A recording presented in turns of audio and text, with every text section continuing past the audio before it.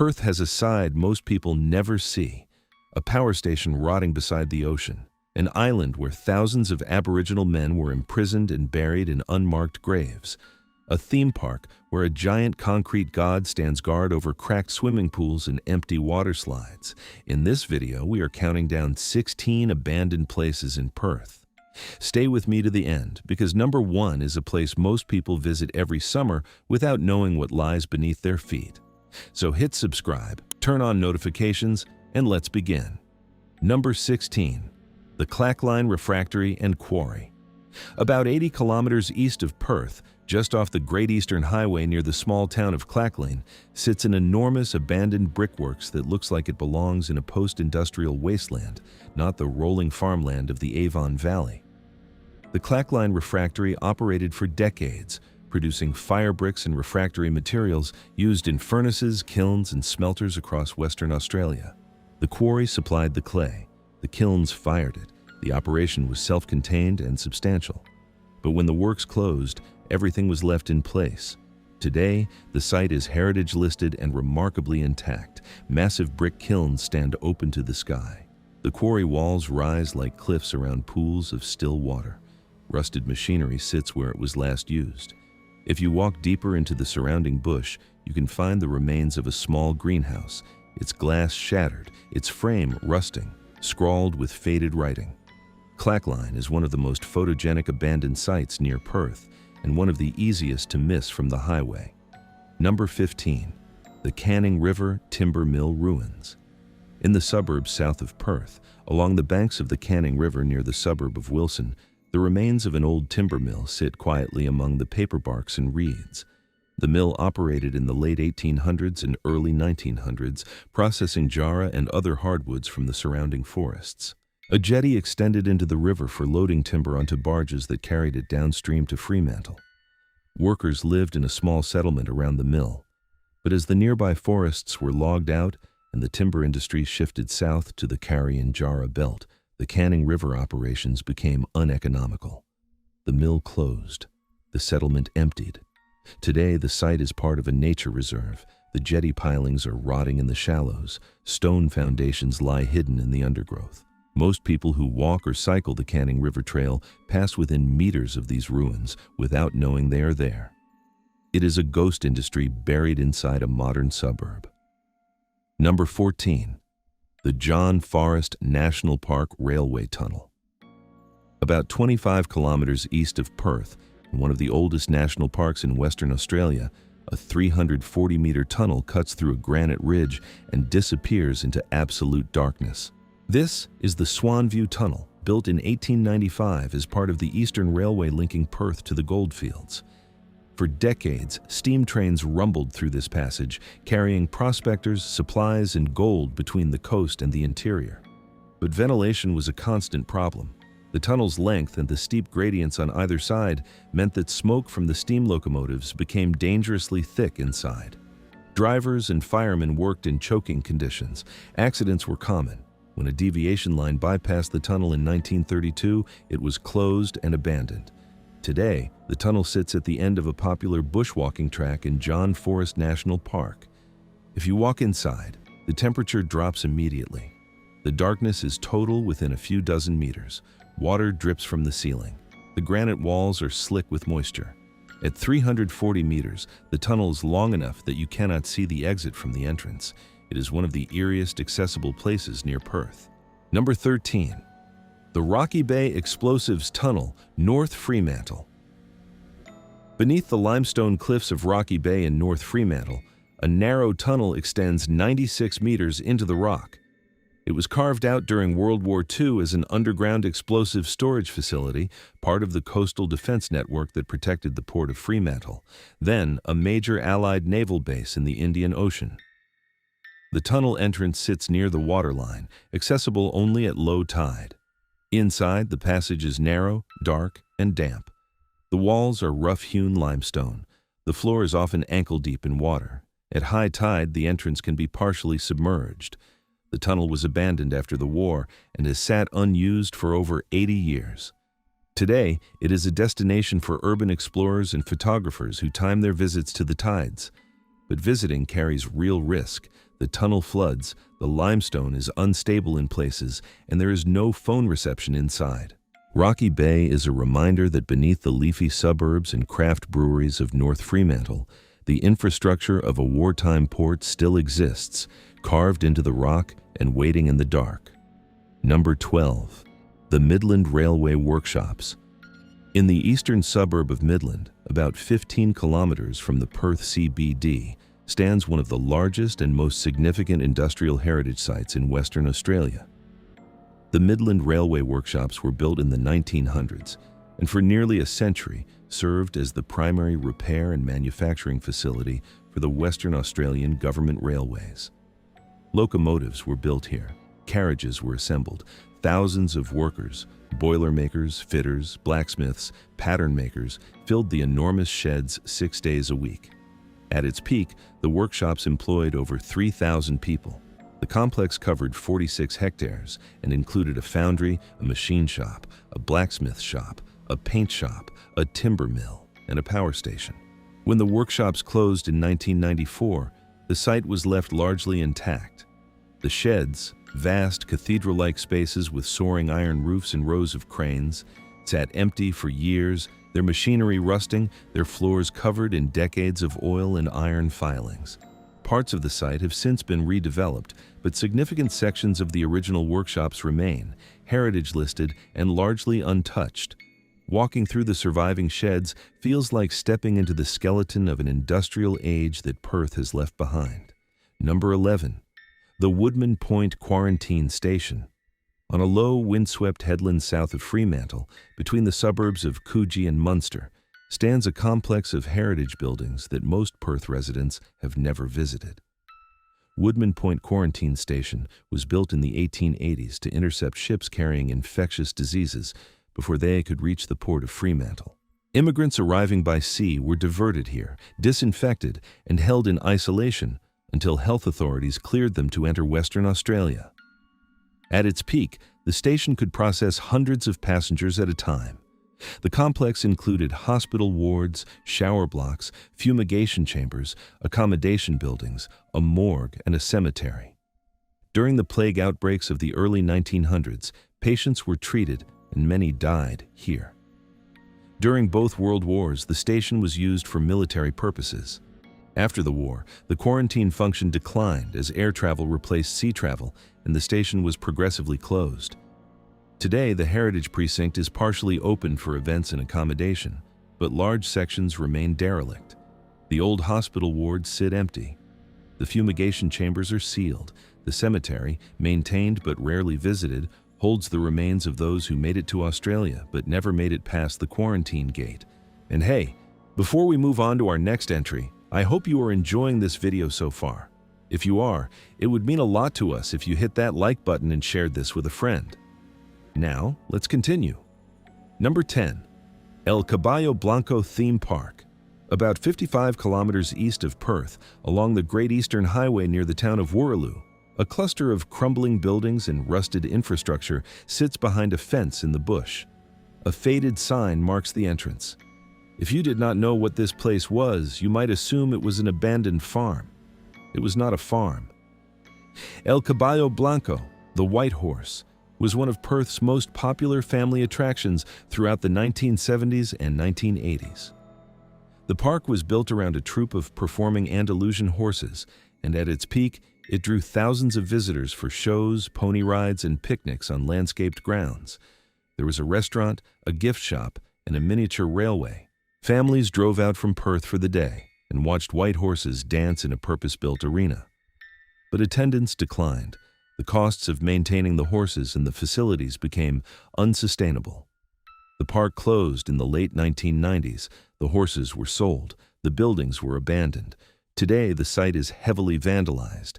The arena where the horses once performed is a roofless shell. The restaurant is gutted. The gift shop is empty. Graffiti covers every surface. It is a deeply strange kind of abandonment, a place designed for joy and spectacle, now silent, decaying, and surrounded by bush that is slowly pulling it apart. Number 9. The Fremantle Whalers Tunnel. Beneath the streets of Fremantle, cut through the limestone ridge on which the city sits, runs a tunnel that dates back to the earliest years of European settlement in Western Australia. The Whalers Tunnel was carved in the 1830s by convict labor to provide a link between the port and the whaling station at Bathurst Beach. Whalers used the tunnel to transport whale oil and blubber from the beach to processing facilities and storage on the other side of the ridge. The tunnel is roughly 80 meters long, narrow, and dimly lit. For decades after the whaling industry collapsed, it served various purposes: storage, a shortcut, a curiosity. Today, the tunnel is partially accessible but largely forgotten. Most tourists visiting the Fremantle markets or the roundhouse above walk directly over it without knowing it exists. The walls are stained with 190 years of moisture and use. The air is cool and still. The Whalers Tunnel is not abandoned in the strictest sense. It is heritage listed and occasionally open for events, but it is a relic of an industry and an era that Fremantle has largely buried beneath its cafes and weekend markets. Number 8. The Old Fremantle Lunatic Asylum. In the heart of Fremantle, on a site now partially occupied by the Fremantle Arts Centre, stand the walls of what was once the colony's first purpose-built asylum for the mentally ill. The Fremantle Lunatic Asylum opened in 1865, built by convict labor from locally quarried limestone. It was designed to hold around 50 patients. Within years, it was overwhelmed. Overcrowding was chronic. Conditions deteriorated. Reports of abuse, neglect, and inhumane treatment surfaced throughout the late 1800s. Patients were restrained. Isolation was common. Many who entered never left. By the early 1900s, the asylum had been replaced by the larger Claremont Hospital for the Insane, and the Fremantle buildings were repurposed. Today, the Fremantle Arts Centre occupies the restored sections of the original asylum. Artists work in studios that were once wards. Exhibitions are held in rooms where patients were confined, but behind the gallery spaces, in the sections not open to the public, original features remain. Heavy doors, barred windows, thick limestone walls designed to contain people who had been placed beyond the reach of society. The building is beautiful. The history behind it is not. Number 7. Claremont Hospital for the Insane. About 7 kilometers from the Perth CBD in the leafy western suburb of Claremont sat one of Western Australia's largest and most notorious psychiatric institutions. The Claremont Hospital for the Insane, later renamed Greylands Hospital, opened in 1903 as a replacement for the overcrowded Fremantle Asylum. At its peak, the Claremont complex housed over 1,000 patients across a sprawling campus of wards, gardens, workshops, and outbuildings. Patients were admitted for conditions ranging from severe mental illness to epilepsy, alcoholism, postnatal depression, and what would today be diagnosed as anxiety or PTSD. Treatments included restraint, isolation, electroshock therapy, and in later decades, heavy medication. The hospital operated for over 70 years. When it was progressively closed in the 1970s and 1980s, parts of the complex were redeveloped. But for years, abandoned wards stood empty, long corridors with peeling paint, rusted bed frames, broken windows, and the heavy silence of institutional decay. Claremont became one of Perth's most infamous urban exploration sites. Today, much of the original complex has been demolished or redeveloped, but the memory of what happened here persists.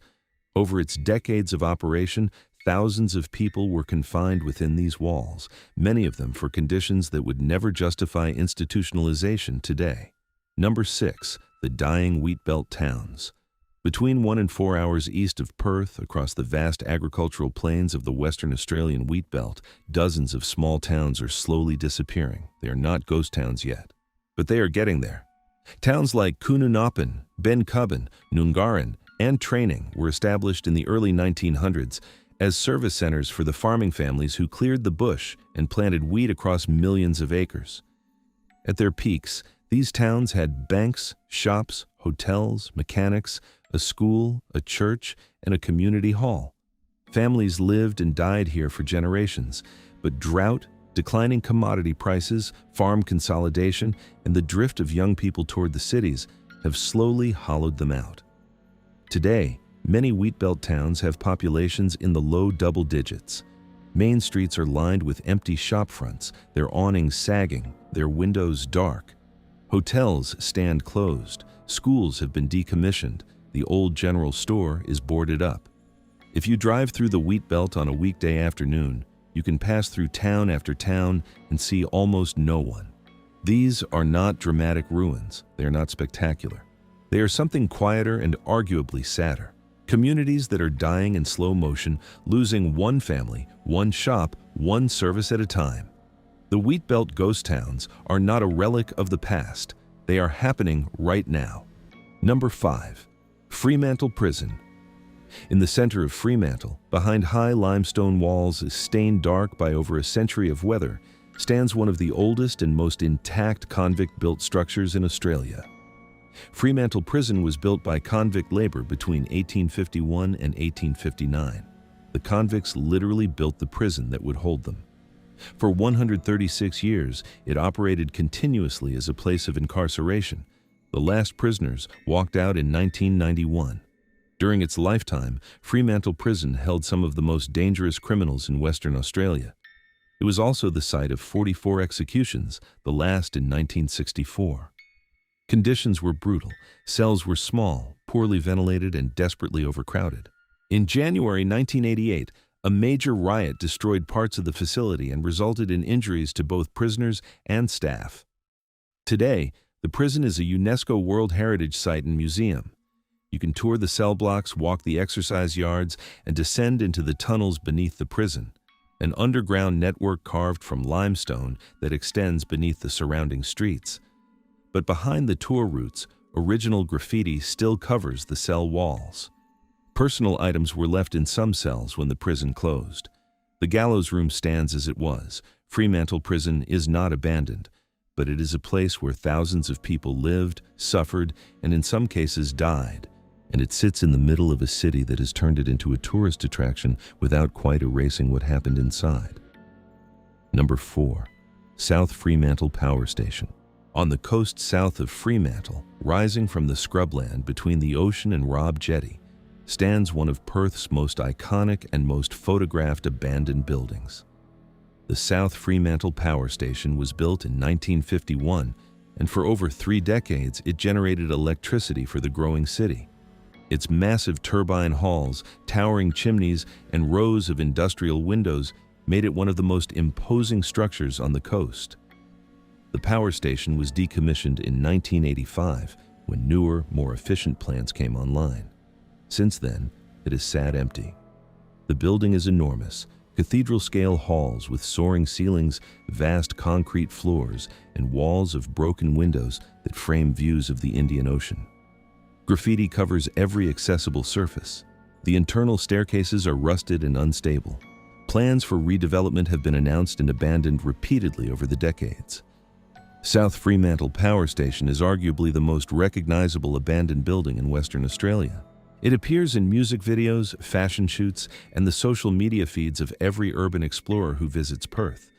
But behind the aesthetics, it is simply a very large building that no one has found a use for in 40 years, sitting on prime coastal land, slowly rusting while the ocean watches from across the dunes. Number 3. Atlantis Marine Park, Two Rocks. About 60 kilometers north of Perth, in the coastal town of Two Rocks, a giant concrete statue of King Neptune stands guard over a patch of scrubland. He is 6 meters tall, his trident points at the sky. His paint has faded, his kingdom has crumbled.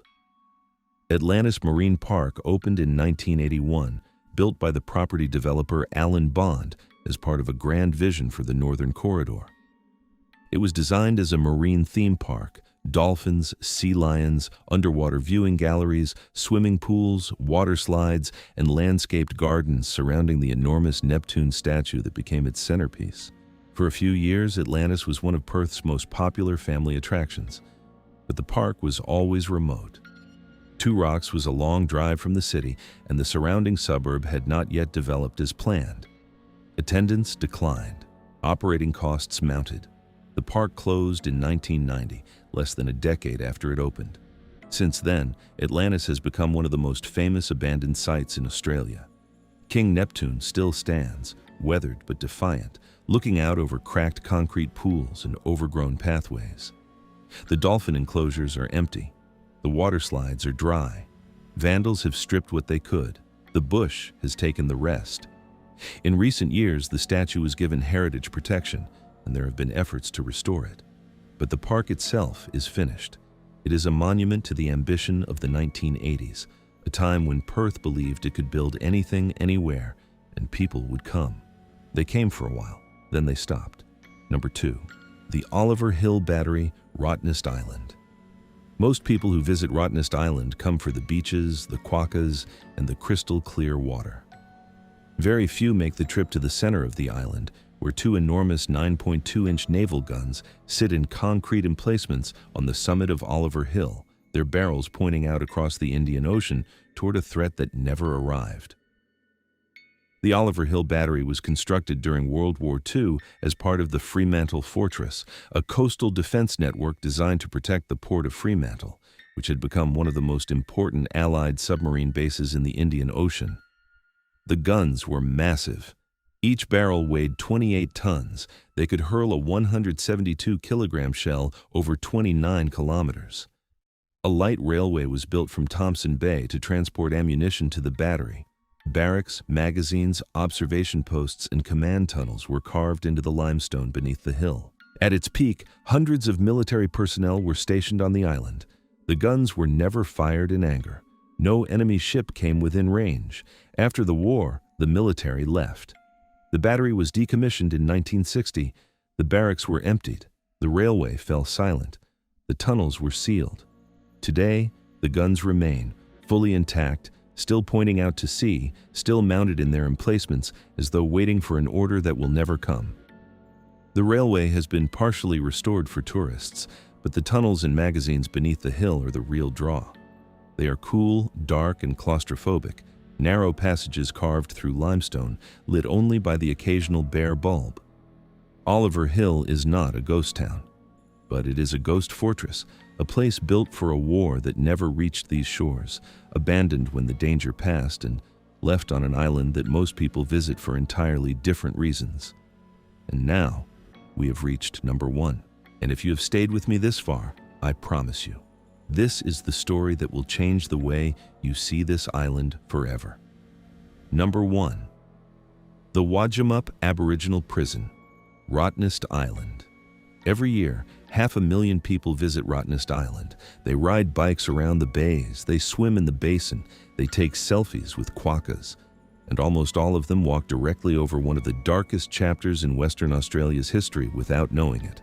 From 1838 to 1931, a period of 93 years, Rottnest Island was used as a prison and forced labor camp for Aboriginal men and boys. Over 3,700 Aboriginal people from across Western Australia were imprisoned on the island. Many had been convicted of offences under colonial laws that criminalized traditional practices. Others had been arrested for vagrancy, for being in the wrong place, or for resisting the dispossession of their land. Some were children. The prisoners were held in a building now known as the Quad, a limestone structure arranged in an octagonal shape around a central courtyard. Today, the Quad operates as holiday accommodation. Tourists sleep in rooms that were once cells. They book online. They leave reviews. The conditions on the island were catastrophic. Prisoners were subjected to hard labor, quarrying limestone, building roads, constructing the very buildings that tourists now use as holiday lodges. They were chained, they were flogged, they were poorly fed. Disease, particularly influenza, swept through the prison repeatedly. Of the approximately 3,700 people imprisoned on Rottnest Island, at least 373 died. Their bodies were buried in unmarked graves in at least 2 areas to the north of the Quad. It is the largest known deaths in custody burial site in Australia. For over a century, these graves were unmarked and largely unacknowledged. Tourists picnicked on the grass above them. Buildings were constructed nearby. The history was not told. It was not until sustained campaigning by Aboriginal communities and advocacy groups that the Rottnest Island Authority began to formally acknowledge what had happened. In 2018, a memorial and interpretive site, the Wajamup Aboriginal Burial Ground was established. Ceremonies are now held to honor those who died. The burial ground is now fenced, maintained, and marked with signage that tells the story. But the quad still operates as accommodation, and the island that imprisoned and killed hundreds of Aboriginal men and boys is still marketed as a holiday paradise. If you stand at the Wajamup Aboriginal Burial Ground, on a quiet morning, you can see the turquoise water of Thompson Bay to the south and the lighthouse to the west. Quokkas hop across the path. The wind moves through the low scrub. It is beautiful. It is peaceful. And beneath the ground on which you are standing, hundreds of people are buried, men and boys who were taken from their families, transported across the water, and never allowed to return. Rottnest Island is not abandoned. It is one of the most popular tourist destinations in Western Australia. But hidden beneath its surface, beneath the bike paths, the holiday lodges, and the selfie spots, is a place that was, for 93 years, one of the most brutal prisons in Australian history. The buildings still stand. The graves still lie beneath the grass, and 500,000 people visit every year, most of them without ever knowing. I hope you have enjoyed this video, so make sure to share it with your friends and see you in the next video.